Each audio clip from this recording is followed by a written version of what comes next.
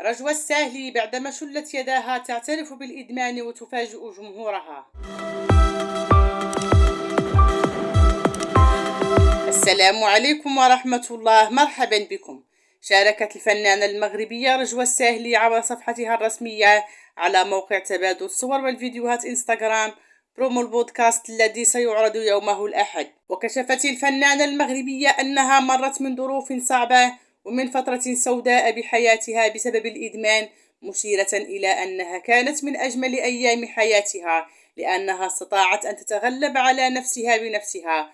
وفي سياق مختلف دعت رجوى الساهلي إلى إعطاء الحب في الحياة للمتواجدين في حياتك، مشيرة أنه من الممكن أن تفقدهم في أي لحظة.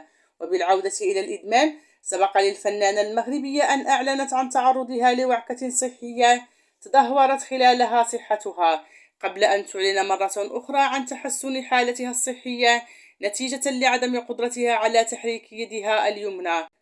وكانت قد أكدت في وقت سابق إصابتها بوعكة صحية مفاجئة ألزمتها الفراش وتسببت في قلقها وخوفها ودخولها في حالة نفسية صعبة بسبب عدم تحريك يدها اليمنى.